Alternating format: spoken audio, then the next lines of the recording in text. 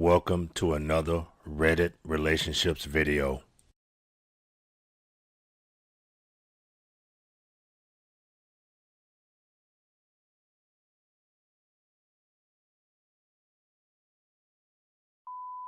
My ex-girlfriend cheated on me with my best friend nearly 2 months ago and wants me back. I need advice. I, 17 male, and my ex-girlfriend, 17 female, were dating for a year. In January, my best friend of 9 years, he's 18, who had moved back home to Lithuania, returned to the U.S. I was so happy to see him again, and before lockdown, we spent most of our time together. When restrictions started easing up, we started hanging out together again. My girlfriend got mad that I wasn't spending much time with her, so we started doing things as a trio. They liked each other a lot, and I was glad they were getting along. I didn't think it was fishy or get jealous because these were two people I trusted with my life. Nearly 2 months ago, we were at my girlfriend's place. She's emancipated, and we were just basically hanging out. They sent me to the store to get chips, so I headed out. They texted me asking if I could stop to several other places, now realizing they did that so they could buy more time. And I said okay, not thinking anything of it. I guess they forgot to keep a watch out for me. Me and my ex had each other on Life 360, so we could see our locations. Safety reasons, not controlling reasons, because when I walked in, all I heard was moaning. I barged in my girlfriend's room and saw them. He jumped up and she hid under the blanket and started sobbing. I got so angry and couldn't control my temper. Him and I started fighting. I told them they were both dead to me and that they can go to hell. When I got home, I cried for the longest and wouldn't talk to anybody. I lost my girlfriend and my childhood best friend that day. My best friend and I, we met in elementary school. We bonded over both being immigrants. He's from Lithuania, I'm from Nigeria, and I constantly remember us swearing we'd be best friends for ages. But I learned people change. My ex-girlfriend has recently been texting me with a different phone number since I blocked her old one. She keeps sending me long messages about how sorry she is and that everyone makes mistakes. She wants a start over. I told her I don't think I'll be able to trust her again, but she told me everyone deserves a second chance. She knows that I like to hang out by the lakeside on weekends. She knows exactly what time I go as well. She ended up catching me last Saturday. I got up to leave when I saw her, but she begged me to hear her out. We ended up being intimate, and she asked me if I can't forgive her, then at least forgive my best friend, because losing me made him slip into depression. I told her I'll think about all of this, but I just need time. I don't know what to do. I still want to give them a chance, but part of me thinks they will backstab me again. Do I let them back in my life? I'm stuck. Don't let her back into your life. It'll leave you with pain at the end of it all. If she couldn't stick around the first time, what makes you think she'll stick around for the second? Do you let them back in? That depends. How ready are you to be hurt again? Besides, second chances should only be given sparingly and never demanded. A second chance because she made a mistake? Except it wasn't a mistake. It was a deliberate action taken, and she should understand the consequences. Advocating for the person she cheated on you with isn't exactly a great thing to lead with. Some actions can't be undone, and there are no fresh starts, only history which will be remembered. Don't do it. If your best friend knew better, there is a universal bro code that you don't sleep with your bro's girlfriend.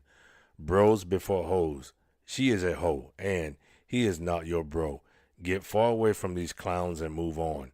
Don't contact your ex again. And as far as your best friend goes, after what he did, caring for him is the last thing you want to do after what he did. Yo, I'm going to ask you to do something for me. Imagine yourself as your best friend.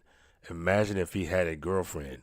Would you secretly arrange, because how else would they end up sending you alone to the store, for your best friend to leave, send him on multiple errands, so that you could have sex with this girl?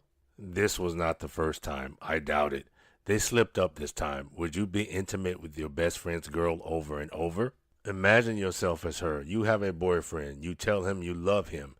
You secretly arrange to be intimate with his best friend.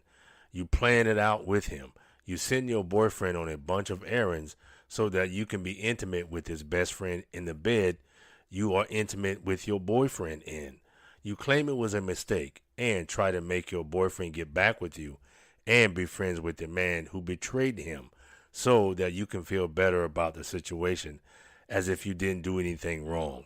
Now, go back to thinking as yourself, how much longer do you want these two snakes in your life? Because eventually, neither of these people will be in it. They have shown their true colors, and they are trash. Eventually, if not for this reason, they will do something so messed up that even you, someone who seems to truly have a heart of gold, will be unable to forgive them. Do not be naive. Think about what they thought of when you were gone, how they were getting off to the fact that they were being intimate with each other behind your back. They wanted to get off to the thought of betraying you. They did this to themselves. I'm sorry to be harsh, but if you even have the smallest of self-respect for yourself, you will not go back to either of them. You will not sleep with her ever again. You will tell them both to go to hell. Yeah, it's sad about he's depressed, but blah, blah, blah. They didn't feel bad when they sent you on that deliberately long run to be intimate behind your back. They can deal about it themselves. What are you going to do if you heard a friend telling you that story? What would you say? Would you advise for them to go back to the toxic environment and possibly get depressed themselves? If so, then I hope your friends are not going to you for relationship advice. Your ex is a pathetic pig. How dare she? There isn't no, oh, I might cut them out. No, you will if you're a self-respecting man. So tell me, what are you going to do? Not trying to be mean, but you're joking, right? This wasn't some random chain of events. They both intentionally sent you on a wild goose chase so they could have sex, then had every intention on faking like they were decent people when you came back. I'm willing to bet that wasn't the first time. I recommend you see a counselor and work on your self-esteem. You are worth a heck of a lot more than what those two did to you. There is a woman out there who will treat you right and be loyal. Go find her, op. No, don't let them back in your life. Yes, people make mistakes, but then they have to live with the consequences of those mistakes. If you take her back, you'll never be able to trust her again. Plus, she will learn that she can cheat with impunity. Dead to you is a perfect way to treat cheaters. Edit, in regards to your friend, don't confuse sadness and regret for clinical depression. There are many people in the world, and he can get help from someone else. A friend who truly cared about you wouldn't do that. It's simply unthinkable. Allow him to learn that actions have life-altering consequences. This isn't a game. Thank you for watching. If you enjoyed the content, please consider subscribing. This concludes this Reddit relationships video. Alright, everyone's presentations are done. Nick, the manager, said as he tried to move the discussion forward. Excuse me, I haven't. I recently found out something. Nick interrupted me and began to speak. There's apparently someone in this department who didn't graduate high school and is just a part-timer. Meetings should be for employees only. Absolutely right. His lackey, Mike, of course, agreed with Nick. I'm leaving. After leaving the meeting room, I started to shut down my computer. I noticed that an email had arrived, not in my personal inbox, but in the company's shared email. Thinking, there's no point in speaking up, no one will listen, I went home quietly.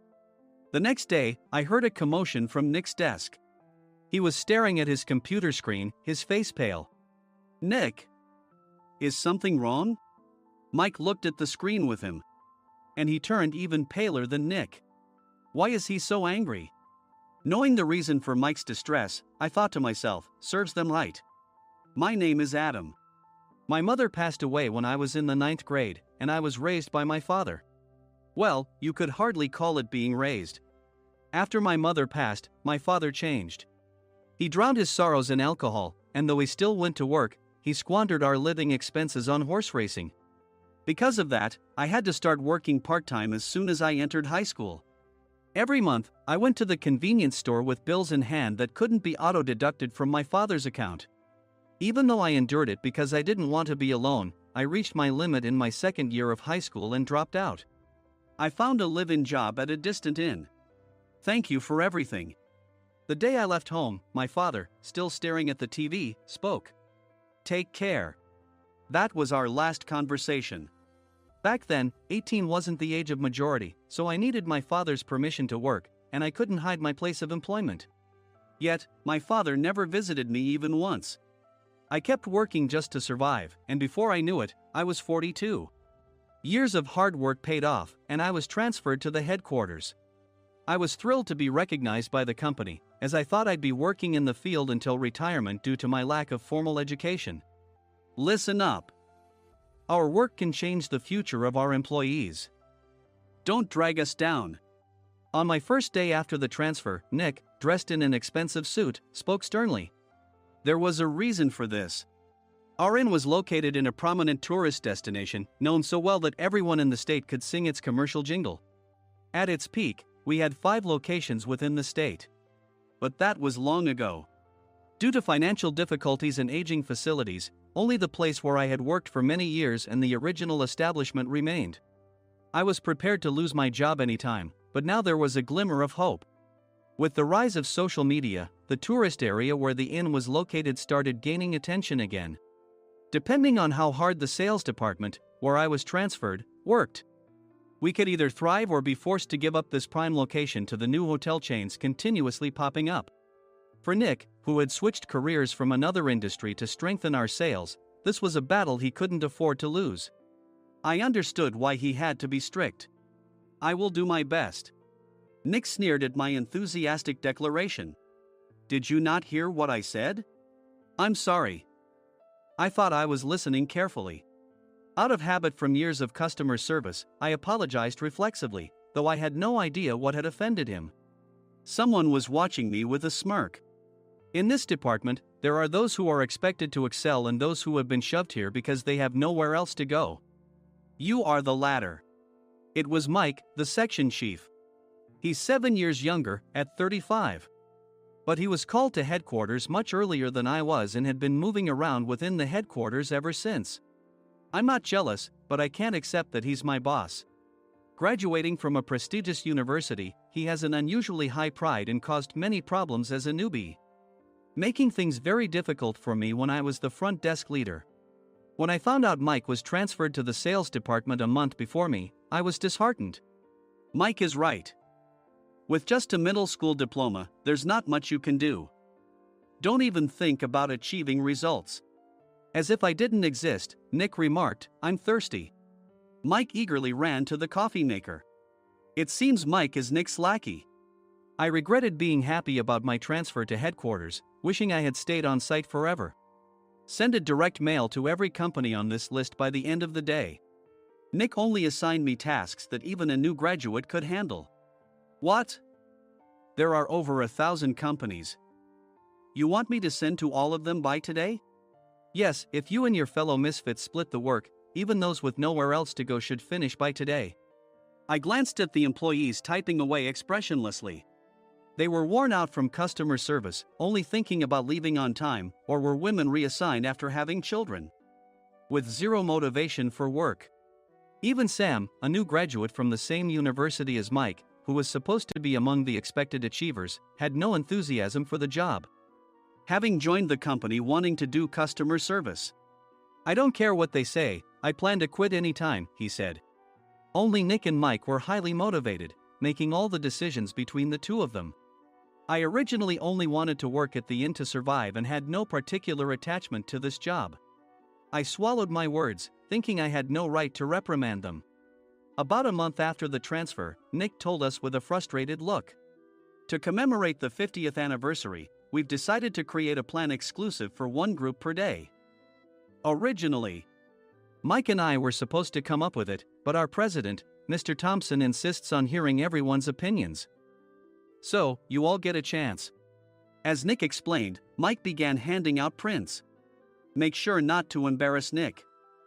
If your ideas are half-baked, you'll have to redo them. It seemed that they had printed his handwritten notes by Mr. Thompson, which included several questions and a section for free responses. It made sense why Nick had to seek our input, given that all responses had to be submitted to Mr. Thompson.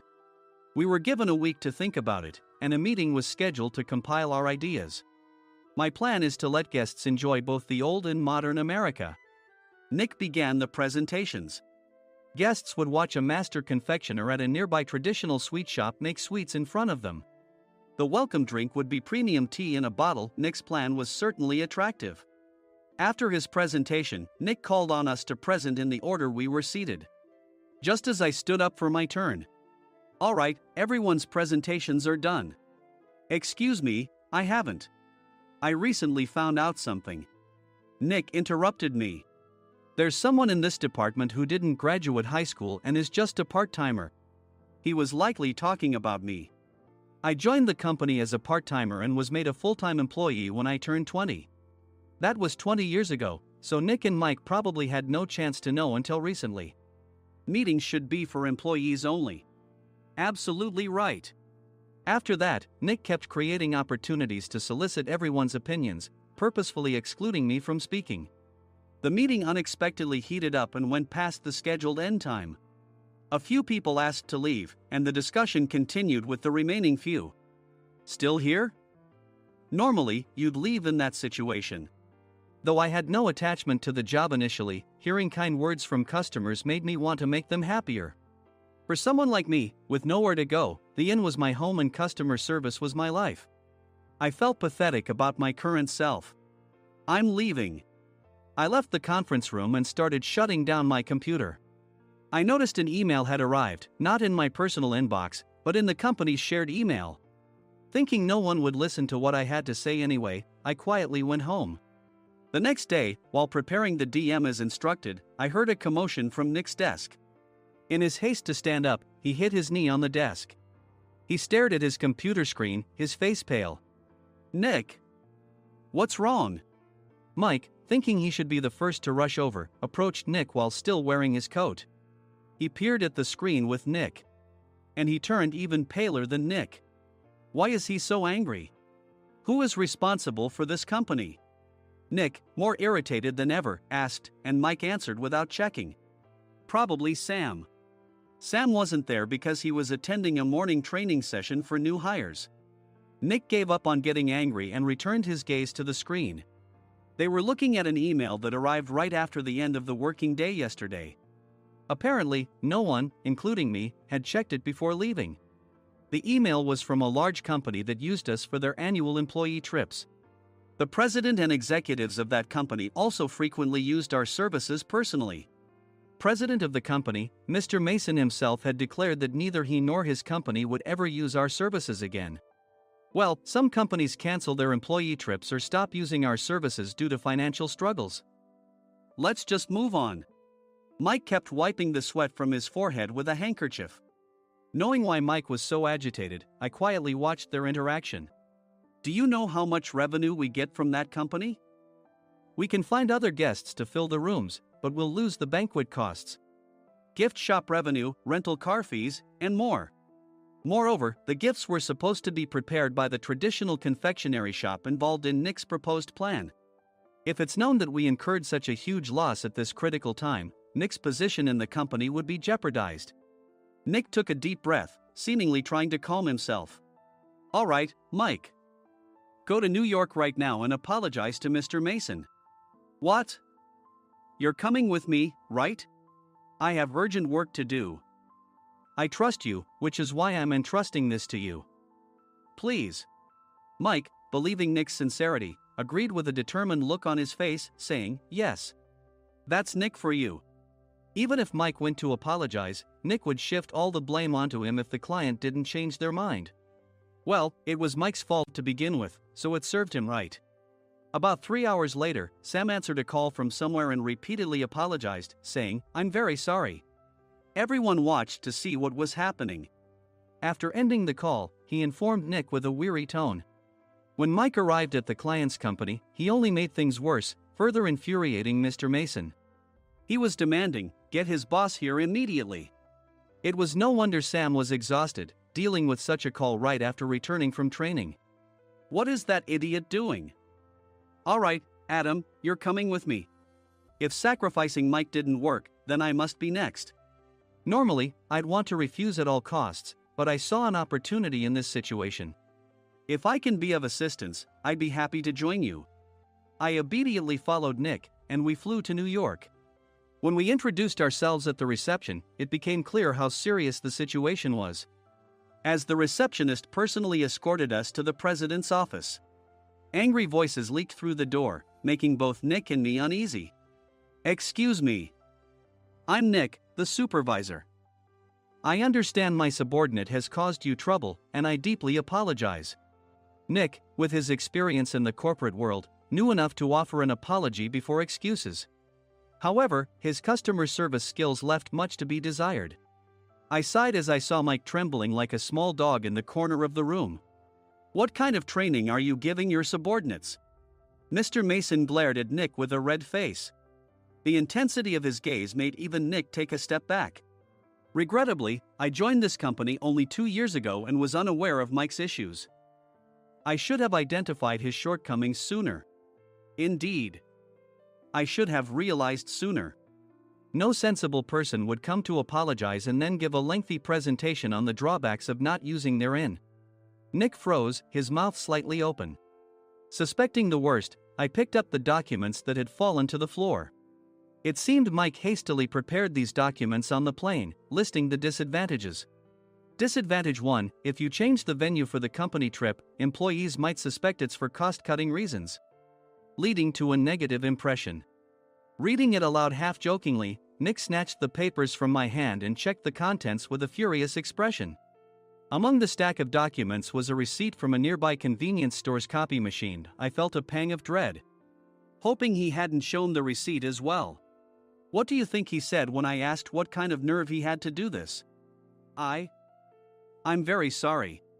Faced with the dire situation, Nick must have thought there was nothing left to do but apologize. In a voice smaller than I'd ever heard from him, he uttered words of apology. He said, "I'm a Harvard graduate. I don't believe I said anything wrong." "Mike, what have you done?" Forgetting his plan to pin the blame on Mike, Nick yelled loudly, even in front of Mr. Mason. "I didn't do anything wrong." "You're still saying that? Look at him." Mike pointed at me with a shaking hand. "I was assigned to headquarters in my 20s and now I'm a section chief. This guy only made it to headquarters at 42. Everything I've done proves I was right. So why are we losing the contract?" Having said his piece, Mike collapsed to the floor. "Of course. You were sent there because you had nowhere else to go." Mike never expected to hear such words from someone he looked down upon. He lunged at me, and Nick hurriedly stepped in to stop him. "Mr. Thompson told me Mike is a quick thinker, and to take good care of him." There's no way he was pushed aside. "Don't make things worse here." "He didn't say quick thinker, he said only quick-witted, didn't he?" I don't remember that part." I recalled the many troubles Mike caused when he was a newbie. When Mike was on the front line, his pride was so high that he never apologized to customers. Customer service, especially in our job, doesn't work alone. It brings both good and bad situations. If the front staff or housekeepers made mistakes, or the cleaning company didn't properly clean a room, one had to apologize to the customers regardless of personal fault. Mike, in such situations, would never apologize, insisting he wasn't at fault. This often angered customers, and as the front desk leader, I frequently had to apologize on his behalf. He caused complaints and disrupted operations, which is why he was quickly moved to headquarters. In departments where he didn't interact directly with customers, his quick thinking was beneficial and things went well. But it seemed his flaws were starting to show. Corporate reservations are supposed to be entered into the system by the sales representative. But a quick check yesterday revealed that more than 10 items were missing from the client's reservation. The handover document clearly stated what needed to be prepared. Why didn't you enter it into the system? Why do we have to give them special treatment? Filling rooms near the banquet hall, setting up all the food in advance. Specifying the brand of wine, they're too demanding. No wonder he always angered customers, I thought, feeling a headache coming on. Grouping them in rooms near the banquet hall is for our benefit too. It makes it easier for the staff to set up beds and serve breakfast since everyone's schedule is synchronized. As for the other requests, Mr. Mason suggested them to lighten our load. I didn't know that. Nick finally seemed to realize that Mike was the one who had angered the client. What did you say to them? I just told them we wouldn't give them special treatment anymore. We shouldn't waste effort on things that don't bring in money. I was utterly exasperated at his lack of understanding of customer service. Of course, we shouldn't comply with unreasonable demands. But carrying over successful practices from past stays makes customers feel remembered and enhances their experience. Good memories encourage repeat visits. That's part of our job. I looked down at Mike, who was sitting on the floor. In our job, nothing is a waste. Mr. Thompson likely moved you to the sales department, hoping you'd finally understand this. How do you think he feels now that you've failed to meet his expectations? Mike, tears in his eyes, fled the president's office. I was amazed he still hadn't apologized. You have it tough, Adam. It's okay, we're all employees of the same company. I deeply apologize for this disrespectful incident. Especially after all the care you've shown us. If it weren't for you, Adam, I really would have stopped staying here. When I heard you were moving to the sales department, I was willing to reconsider if you handled it. Seeing us talk so amicably, Nick's face contorted. Do you two know each other? Adam's service is excellent. I always requested him specifically. Normally, we don't accept specific staff requests, but we made an exception for Mr. Mason, adjusting my shifts accordingly. He had personally stayed at our hotel just before my transfer, and during casual conversation, I mentioned, I'm moving to the sales department soon. If I hadn't told him then, things could have been much worse. Please continue to take care of us. I look forward to it. On the return flight, Nick awkwardly offered me a can of beer. It's still working hours. Of course, I had no intention of forgiving him for a single beer. Nick might try to pin everything on Mike and avoid any consequences. While pondering this, a startling fact came to light.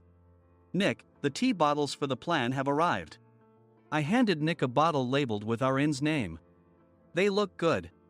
What are you talking about? These are plastic bottles. I had assumed we would use the trendy, high-end bottling tea. But what arrived were ordinary plastic bottles of tea with customized labels. The only unique aspect was the label, which had the inn's name, making it look customized. Upon further investigation, I discovered that a substantial amount of money was set to be paid to the tea company. It was priced like bottling tea. Does this plastic bottle really cost $100 each? The tea inside is specially blended for us. The extra cost is for that. Wouldn't it be better to use another tea company? Or is there a specific reason we must use this one? As Nick continued to make excuses, I showed him a printed email. I informed the tea company's president, Mr. Mitchell, that we discovered irregular payments and he confessed. He said you two were high school classmates and planned to split the extra money. That idiot. Why did he confess? That's not important. You should worry about yourself, this could turn into a police matter. Opening the bottle cap, I suggested. How about calming down with this tea? It supposedly has a relaxing effect. Nick drank the tea frantically. In the following days, decisions were made about their fates. Mike was reassigned to the General Affairs Department, with no chance of transfer or promotion, as per Mr. Thompson's orders. As for Nick, since the payment to the tea company hadn't yet been made, he narrowly avoided legal trouble. Instead, he was encouraged to leave the company, and to avoid further complications, Nick submitted his resignation. Rumor has it that connections between HR departments have made it difficult for him to find new employment. Even though it was good to have those two gone, something unexpected happened in the sales department. Everyone became motivated and united in refining the 50th anniversary plan. In the end, my plan was adopted. We collaborated with the Tourist Information Center to provide personalized guides. The plan, tailored to the number of guests, was truly special for the 50th anniversary. Hey, is Adam's family coming to stay? I immediately booked that special plan for my family. Sam noticed it on the reservation list and quickly picked up on it. Yes, I'm inviting my father. That's great. I might invite my parents too. I lacked the courage to face my father just as Adam. But here, with the confidence Mr. Mason praised, I felt ready. The 50th anniversary plan was a perfect opportunity to reconnect with my father. I hoped to bring back the days when we could laugh together as we once did.